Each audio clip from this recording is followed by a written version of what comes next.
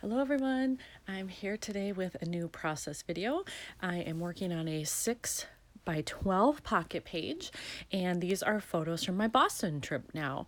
And this is actually the night before. We went out to dinner together, and then we all got dropped at our hotel because our flight left so early the next day.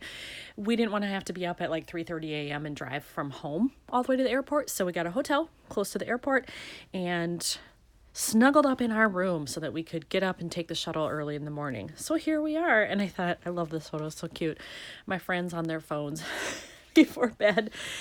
So I have this picked out already because I saw this as a digital found. I loved this dang little suitcase, and I knew the colors would kind of match because there's some blue in there and she has a pink suitcase. And I want to take this card and put it on here, either centered, maybe a little more top to bottom, not sure, because I might want to stamp or do something else on there, but I want to use that. And then I need to find something here, and I want it to have journaling space because I do want to write about, that we went the night before and why we chose to get a hotel. So I'll have to find something there that matches and where I can write. I think I have found a card that's going to work down here. I think I'm going to go with this one because it says Adventure Bound, which is very accurate. It's got a little blue in there to match her pajamas. It's got a little pink over here to match this. And it still has room for me to journal. It's not a huge amount of space, but it's enough. And I like that it says destination, so I could write that in if I wanted. And then travelers. Now notice it has two L's. This, I think, is from somebody, oh, I've used a scratch piece to print it. It's from somebody who is European. Otherwise, they wouldn't spell it that way in America. We only use one L, generally speaking.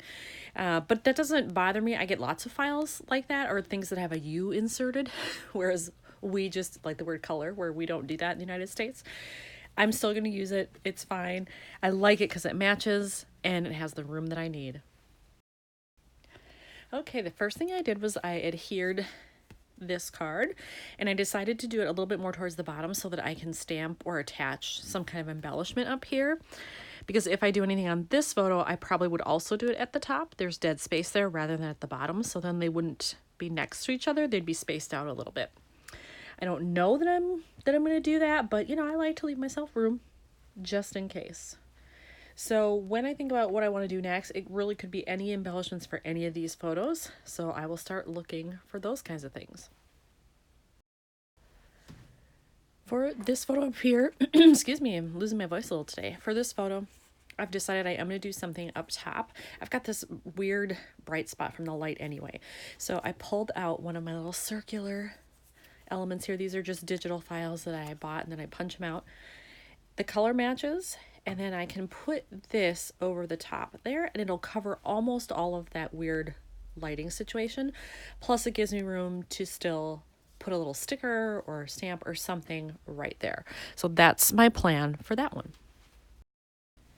I have picked out the stamp that I want to use. I'm going to use this one that says it all starts here. However, I'm not sure if I want to do the whole thing like that because it'll barely fit in there, or if I want to take a marker and break it into two lines and maybe do it all on the first line and then starts here on the second line. I'm not quite sure yet, but I do know I'm going to use this stamp. And this set is from, I'll do this so you can see it better, hopefully, Feed Your Craft. It's from 2018, and it's called Here and There. I decided to try it with the whole phrase in there, and then if I didn't like it, I would just reprint another one of these and redo it. But I like it. It's squished in there. It's pretty tight, but it works. So I am going to adhere it over the top like that. So I have to leave a little bit here that I can snip off. So I'm going to go about maybe just like that. Oops. And then cut off the excess here and see what I think. Yes, I like it. And then I will put in a little staple up here. Oh, I'm out of staples. I think this is empty. Let's look. Yep, time to refill. Okay, I refilled my staples there and added one in, and now that one is good to go. So I'm thinking this is slightly a little to the left. So if I do stamp or put something here, it probably should be a little bit more to the right, maybe overlapping the white part. But I've got a lot of dead space here too. This would be a good place to stamp something. I'm going to go to my stamps and see what I can find.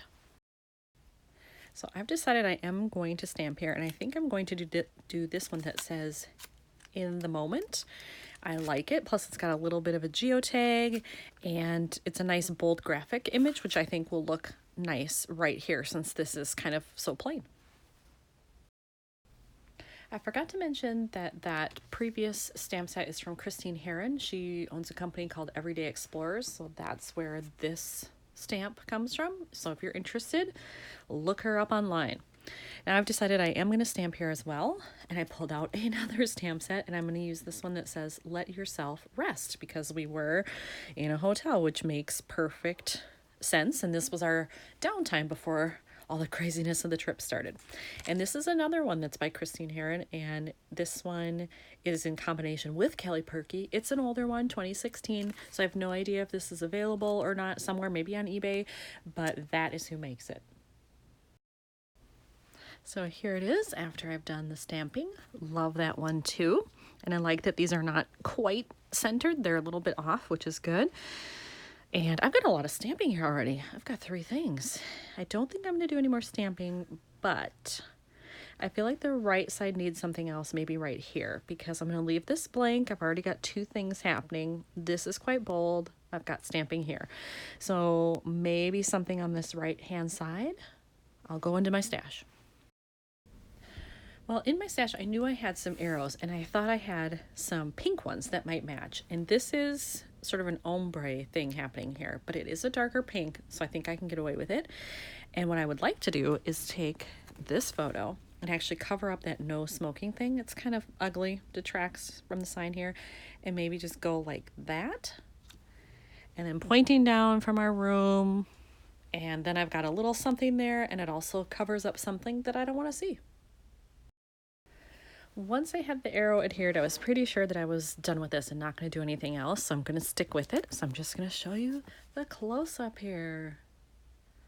So lots of stamping happening, but really a lot of it was just, simple stamping embellishments, and that's okay.